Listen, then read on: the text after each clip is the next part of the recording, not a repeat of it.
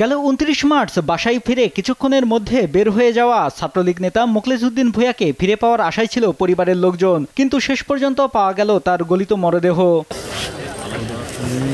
নিখোঁজের ২৫ দিন পর জেলার মিঠামইন উপজেলার কেওয়ারজোড় ইউনিয়ন ছাত্রলীগের যুগ্ম সাধারণ সম্পাদক মোখলেছ উদ্দিন ভূঁইয়ার গলিত মরদেহ পাওয়া যায় নদীতে। ২৩ এপ্রিল বিকেলে কিশোরগঞ্জ শহরের নরসুন্দা মুক্তমঞ্চ এলাকায় ওয়াচ টাওয়ারের কাছে নরসুন্দা নদী থেকে তার গলিত মরদেহ উদ্ধার করে পুলিশ। এ সময় কান্নায় ভেঙে পড়েন নিহতের স্বজনরা। ভালো ছিল, তারা যারা এইভাবে নির্মমভাবে হত্যা করছে, যারা জড়িত আছে ওদের শাস্তি এবং ফাঁসি দাবি চাই। তার সাথে যে ব্লক বেঁধে ছেড়ে দিছে, মাথাটা ফেলে দিছে, মাথাটা তার বডির সাথে নাই, ফেলে দিছে। কত বড় জাহেল হলে এই কাজটা করতে পারে? তারা মনে করে হ্যাঁ পরিকল্পিতভাবে অনেক দিন ধরে এরা প্ল্যান করে এটা করছে, এর সাথে অনেকে জড়িত আছে, একা করতে পারবো না অবশ্যই এই কাজটা।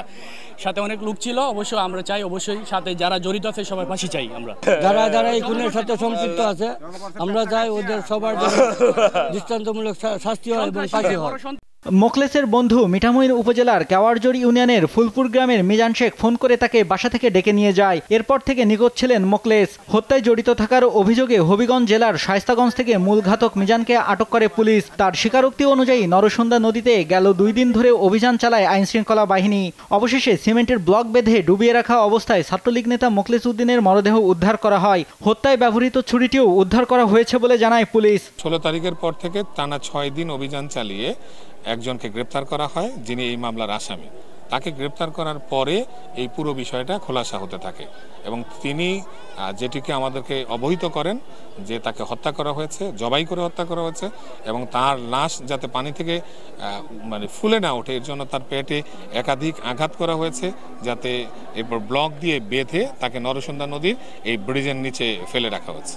এই অভিযানের পরিপ্রেক্ষিতে ভিকটিমের পরিধেয় যে লুঙ্গি, সে লুঙ্গি পাওয়া যায় এবং লুঙ্গির মধ্যে ভিকটিমের যে কক্ষের চাবি সেটাও পাওয়া যায়। যেহেতু ভিকটিমের লুঙ্গি এখানে পাওয়া গেছে, সেহেতু আমাদের সন্দেহ এবং আসামির যে বক্তব্য তার সাথে বেশ মিল পাওয়া যায়। তারপর থেকে আমরা আমাদের কার্যক্রম আরও বাড়াই। ভিকটিমের লাশ পাওয়া গেছে, আমরা মনে করছি এটাই ভিকটিম, আর ভিকটিমের লাশ বিকৃত অবস্থায় আছে। ২০-২২ দিনের ঘটনা, যে কারণে আমরা এর ডিএনএ প্রোফাইল রাখার জন্য যখন পোস্টমর্টেম করতে পাঠাবো তখন এর ব্যবস্থা নিব।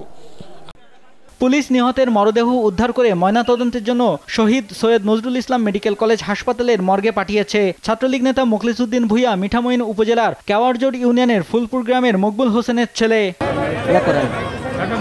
নিউজ ডেস্ক, দেশ টিভি।